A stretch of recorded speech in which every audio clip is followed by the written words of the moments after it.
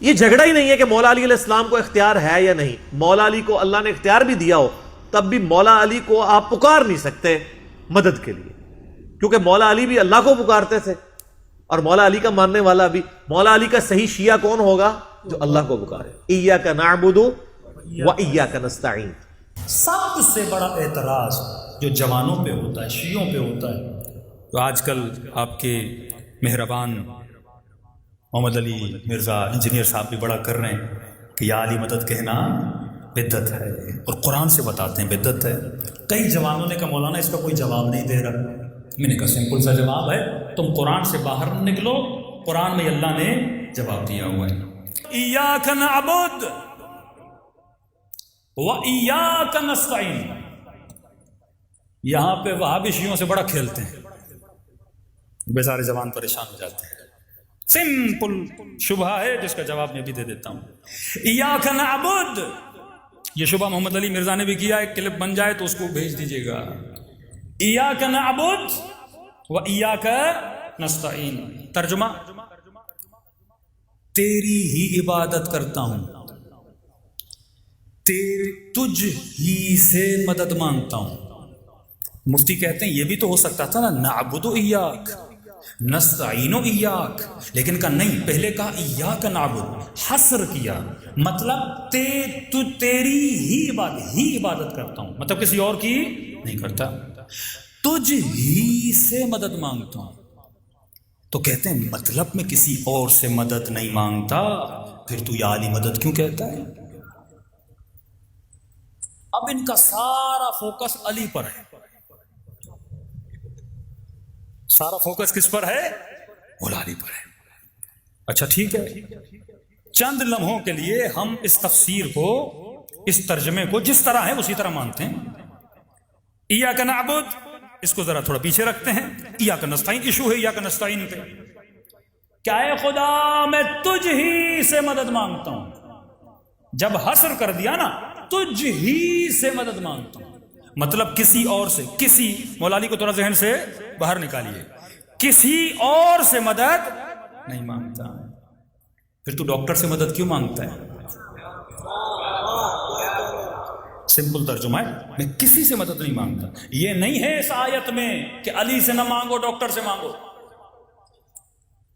یہ نہیں ہے اس آیت میں گاڑی سے مدد مانگو اہل بیت سے نہ مانگو. آیت سریعاً حکم دے رہی ہے تجھ ہی سے مدد مانگتا ہوں. کہ نہیں زندہ سے مانگ سکتے مردہ سے. اس آیت میں نہ زندہ ہے نہ مردہ ہے.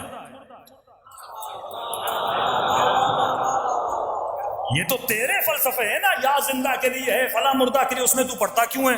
پہلی بات تو جمپ کیوں مار رہا ہے؟ عقل مند شیعہ وہ ہوتا ہے جب یہ تفسیر بٹھا کے پڑھو نا، پہلا کام یہ کرنا اسے جمپ نہیں مارنے دینا.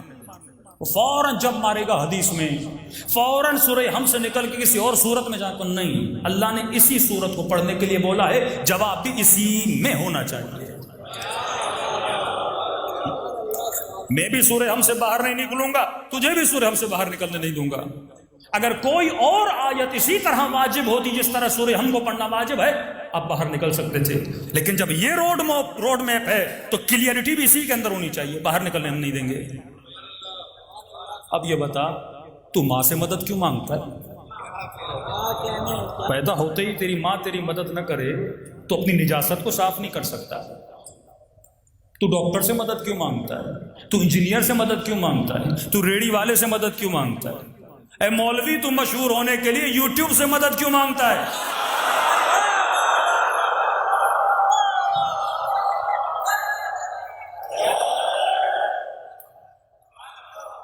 کوئی پوچھے محمد علی مرزا سے، جب ایاک نستعین میں کسی سے مدد نہیں مانگتا، پھر یہ بٹن کیا ہے آپ دکھاتے ہو، یہ سلور ملا، یہ گولڈن ملا.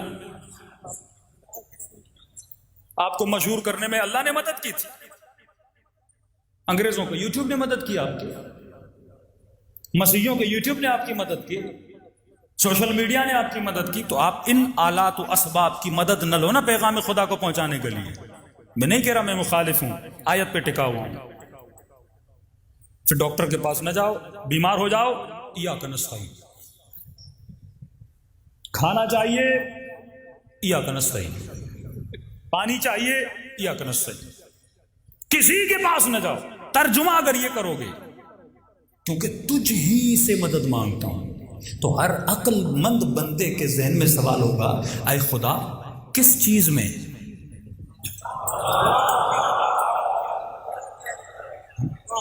کس چیز میں؟ یہ تو ممکن نہیں ہے کہ میں ہر شے میں تجھ سے مدد مانگوں۔ اب ظاہر کپڑے میں خود پہنوں گا، سفر پہ جانا ہے گاڑی کی مدد لوں گا، کبھی گدھے کی لوں گا، کبھی گھوڑے کی لوں گا، ہاں کھانا کھانا ہے روٹی کی مدد لوں گا پیٹ بھرنے کے لیے، کچھ بھی کر، کبھی آواز پہنچانے کے لیے لاؤڈ کی مدد لوں گا۔ کس چیز میں تجھ ہی سے مدد مانگتا ہوں؟ اللہ کی آواز آئے گی، عقل نہیں ہے؟ پہلا جملہ نہیں پڑھا تم نے؟ ایاک نعبد، تیری ہی عبادت کرتا ہوں۔ واہ، یہ ایاک نعبد ایاک نستعین کے بیچ میں کیا ہے؟ واو ہے، واو عاطفہ، جو اگلے جملے کو پچھلے جملے کے ساتھ ملاتا ہے۔ اے خدا تیری ہی عبادت کرتا ہوں اور تیری عبادت میں تجھ ہی سے مدد مانگتا ہوں۔